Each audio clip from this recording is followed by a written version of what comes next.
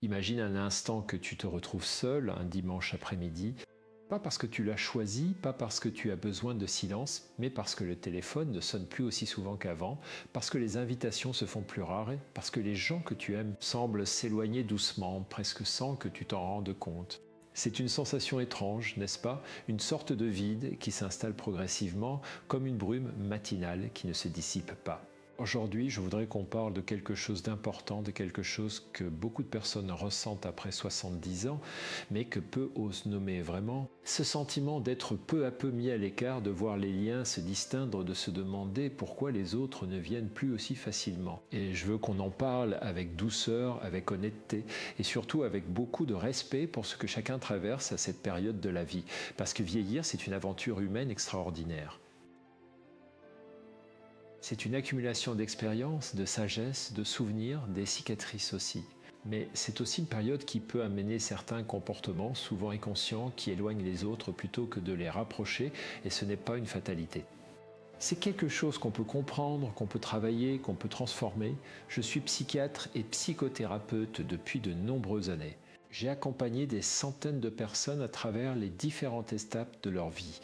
Et ce qui m'a toujours frappé, c'est que la souffrance liée à la solitude ne vient pas toujours de l'extérieur. Elle vient parfois de nous-mêmes, de nos propres façons d'être en relation, de nos propres réflexes défensifs que nous avons développés au fil du temps et qui, passé un certain âge, peuvent devenir des obstacles à la connexion avec les autres. Aujourd'hui, je vais te parler de 6 comportements spécifiques qui, après 70 ans, peuvent éloigner les personnes que nous aimons.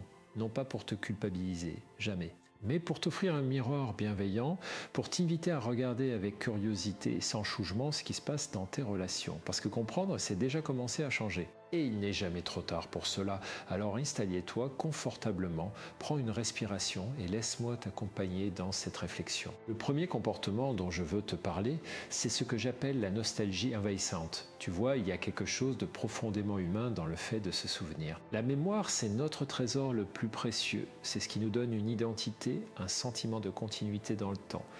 Et après 70 ans, on a accumulé tellement de souvenirs, tellement d'histoires, tellement de moments qui méritent d'être racontés. Mais parfois, quelque chose se passe. La nostalgie, qui devrait être un refuge occasionnel, devient une demeure permanente. On passe plus de temps dans le passé que dans le présent. Et dans les conversations, cela se traduit par une tendance à ramener constamment les discussions vers ce qui était, vers l'époque où les choses étaient mieux, vers les personnes qui ne sont plus là, vers un monde qui a disparu.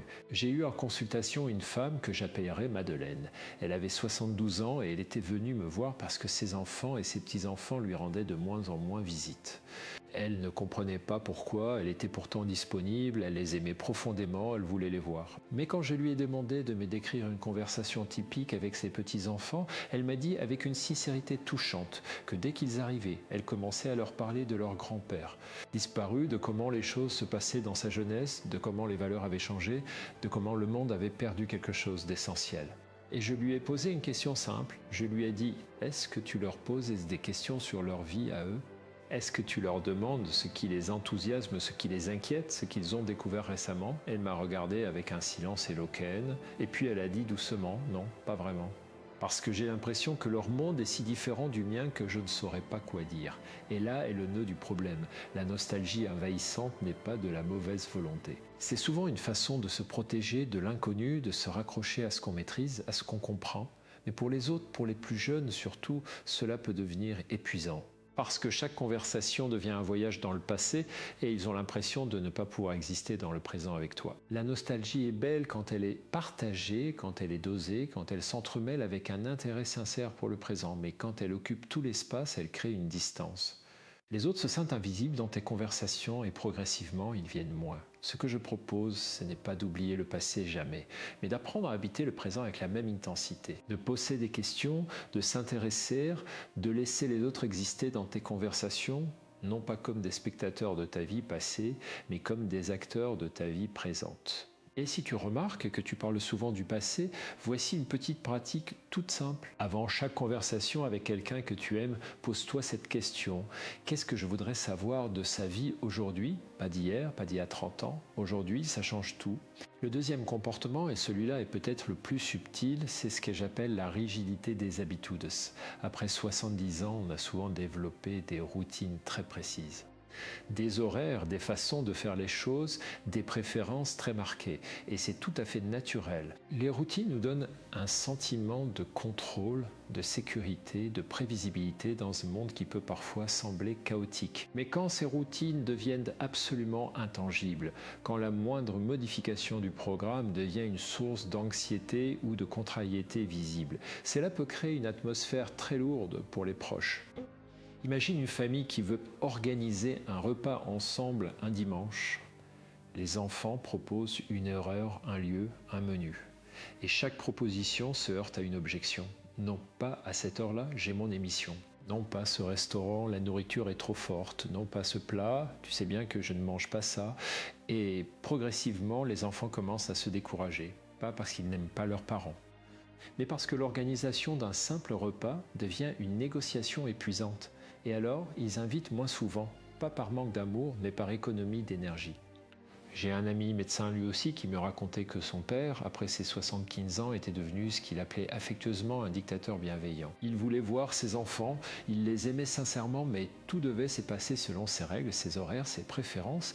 Et mon ami me disait, au bout d'un moment, on venait par devoir plus par plaisir. Et ça, c'est triste pour tout le monde. La rigidité des habitudes, au fond, c'est souvent une réponse à l'anxiété. Plus on vieillit, plus on peut avoir peur de perdre le contrôle de sa vie. Et les habitudes deviennent une façon de maintenir ce contrôle. Mais le problème, c'est que ce contrôle se fait parfois au détriment des autres et finalement au détriment de soi-même parce qu'on finit seul. La souplesse relationnelle, c'est un muscle qu'on peut entretenir à tout âge. Ce n'est pas abandonner ses besoins, c'est apprendre à les exprimer avec douceur tout en laissant de l'espace aux besoins des autres. C'est dire, j'aimerais qu'on mange tôt si possible, mais si ça ne convient pas, on peut s'adapter. Ce petit mot, on peut s'adapter, c'est une porte ouverte. Et les portes ouvertes, ça invite les gens à entrer. Si ce contenu t'aide à réfléchir sur tes relations, je t'invite à laisser un like et à t'abonner pour continuer à apprendre ensemble. Chaque semaine, nous explorons ensemble des thèmes qui touchent à notre vie intérieure et à nos relations avec les autres. Parlons maintenant du troisième comportement et celui-là, il me touche particulièrement parce que je l'ai observé chez des personnes extraordinairement riches intérieurement, des personnes qui avaient traversé épreuves considérables et qui avaient développé à travers ces épreuves une certaine façon de voir le monde. Ce comportement, c'est la tendance à donner des leçons. Après 70 ans, on a vécu, on a vu des choses que les jeunes n'ont pas encore vécues, on a fait des erreurs, on en a tiré des enseignements. Et il y a une tentation très compréhensible de vouloir transmettre tout ça, de vouloir épargner aux autres les souffrances qu'on a traversées. C'est un élan généreux, au fond, c'est de l'amour d'une certaine façon. Mais quand cet élan prend la forme de conseils non sollicités, de critiques déguisées en sagesse, de phrases comme à mon époque on faisait comme ça, ou tu devrais faire ceci, tu aurais dû faire cela, les autres se sentent chougés. Ils se sentent infantilisés et ils commencent à éviter les conversations qui les mettent dans cette position inconfortable. J'ai travaillé avec un homme, appelons-le Robert, 78 ans, ancien ingénieur, très brillant, très cultivé. Il souffrait énormément de l'éloignement de ses enfants adultes. Et quand je l'ai rencontré, il m'a dit avec une sincérité désarmante, « Je ne comprends pas, je leur donne tellement de bons conseils, je veux juste les aider à éviter mes erreurs. » Et puis, lors d'une séance, il m'a raconté un dîner récent avec son fils. Son fils avait évoqué un projet professionnel qui l'enthousiasmait.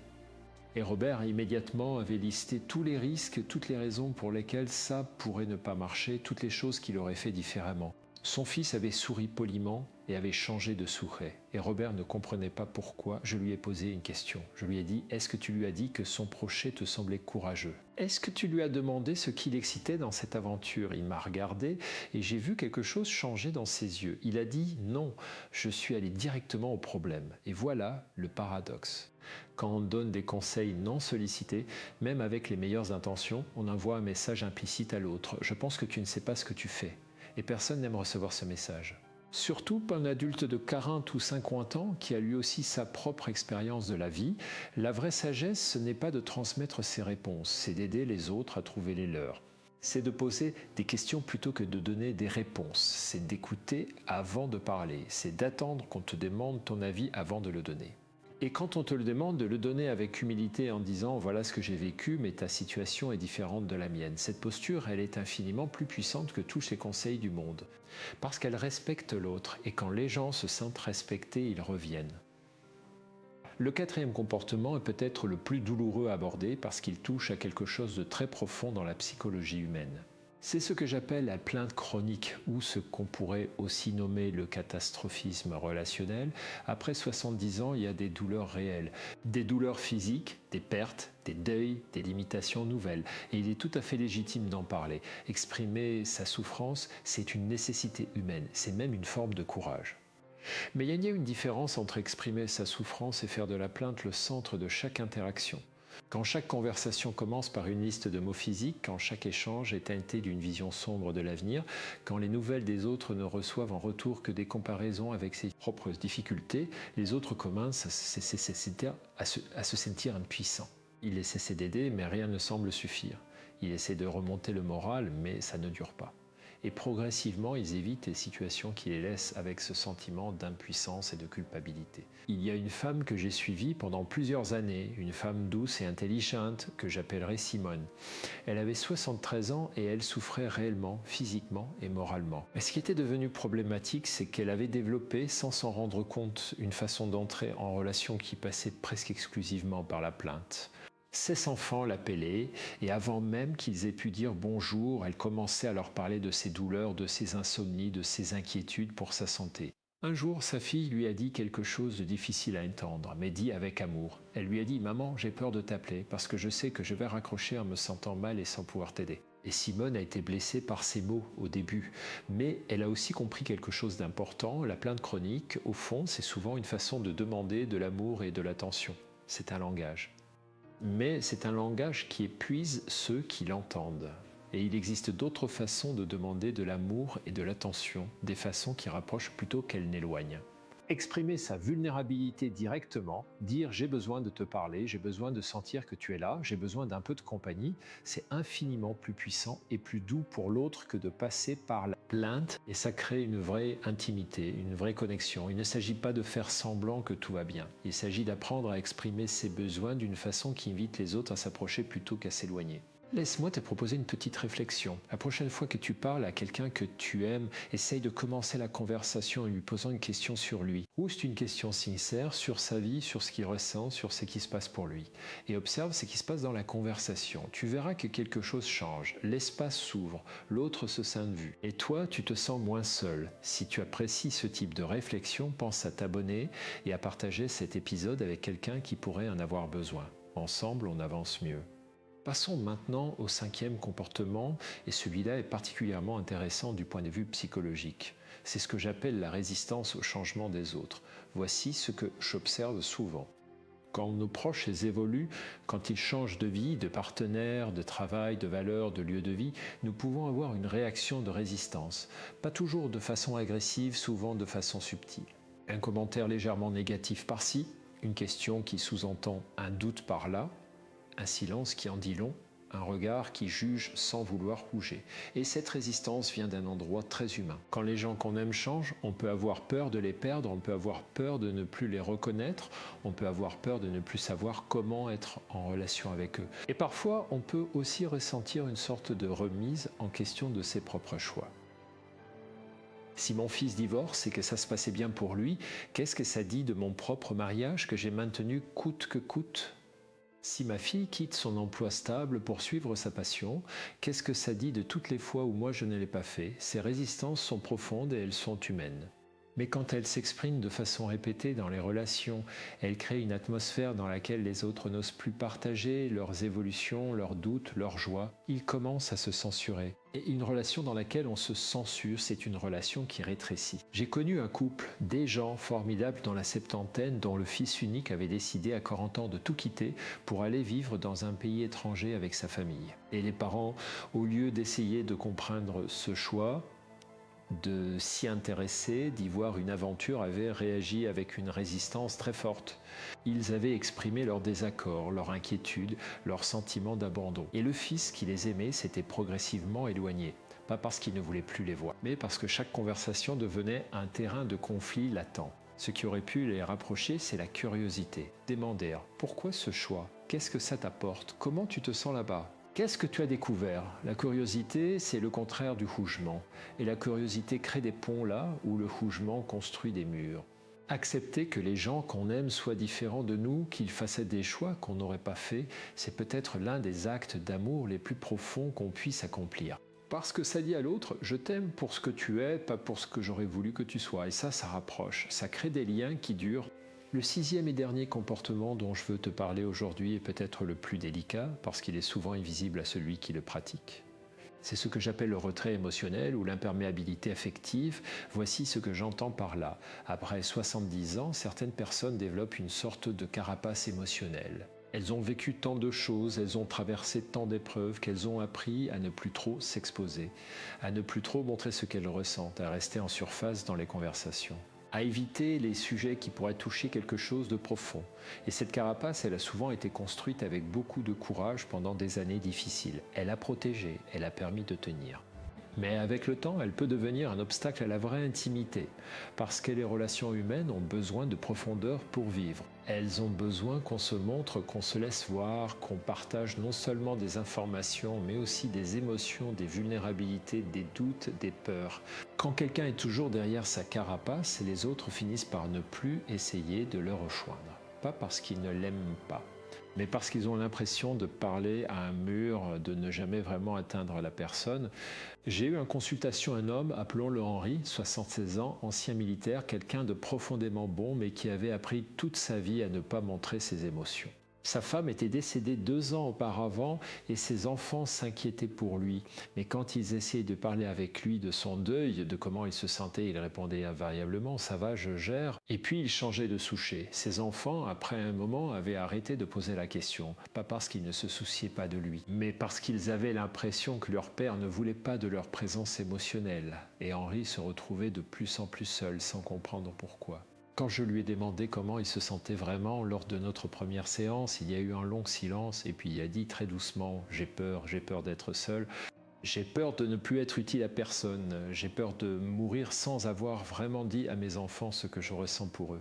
Et j'ai vu dans ses yeux quelque chose de magnifique se passer. Comme si une porte s'ouvrait, comme si quelque chose de longtemps fermé commençait à respirer. La vulnérabilité n'est pas une faiblesse, c'est la matière première de toutes les vraies relations humaines. Quand on se montre tel qu'on est, avec ses peurs, ses doutes, ses amours, on invite l'autre à faire de même. Et c'est là que les vraies connexions se créent. Si tu as du mal à exprimer tes émotions, si tu as l'habitude de dire ça, va quand ça ne va pas vraiment, voici une petite invitation. Essaie avec une personne en qui tu as confiance de dire une chose vraie sur ce que tu ressens. Juste une. Pas un grand discours, juste une phrase authentique et observe ce qui se passe. Tu pourrais être surpris de la chaleur que cette petite phrase peut générer. Si ce contenu te touche, si ces réflexions résonnent avec quelque chose en toi, je t'invite à laisser un like et à t'abonner. Et si tu connais quelqu'un qui traverse une période d'isolement, partage cet épisode avec lui.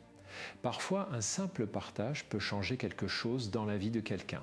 Maintenant, je voudrais m'arrêter un moment et te parler de quelque chose d'important, quelque chose qui traverse tous ces 6 comportements que nous avons explorés ensemble. Parce qu'il y a un fil commun qui les relie tous, et ce fil, c'est la peur. La nostalgie envahissante, c'est souvent la peur de l'avenir et de l'inconnu. La rigidité des habitudes, c'est la peur de perdre le contrôle. La tendance à donner des leçons, c'est parfois la peur de ne plus être utile, de ne plus avoir de valeur. La plainte chronique, c'est souvent la peur de ne pas être vu, de ne pas être aimé. La résistance au changement des autres, c'est la peur de perdre les gens qu'on aime ou de se remettre en question. Et le retrait émotionnel, c'est la peur d'être blessé et de souffrir encore. Toutes ces peurs sont profondément humaines.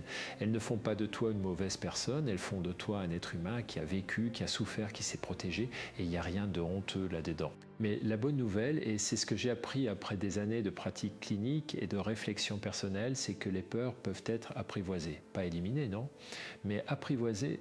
On peut apprendre à les reconnaître, à les nommer, à ne plus les laisser dicter notre comportement à notre insu. Et cet apprivoisement commence par la conscience. par le simple fait de se demander est-ce que ce comportement que j'ai là, est-ce qu'il m'aide à me connecter aux autres ou est-ce qu'il m'en éloigne? Est-ce qu'il vient de moi, de ce que je veux vraiment, ou est-ce qu'il vient d'une peur que je n'ai pas encore regardée en face? Ces questions sont simples, mais elles peuvent ouvrir des espaces intérieurs immenses.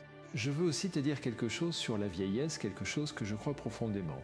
Vieillir peut être une période extraordinaire de liberté intérieure. Quand on a moins à prouver, moins à conquérir, moins à défendre, on peut enfin se permettre d'être vulnérable, curieux, ouvert, présent.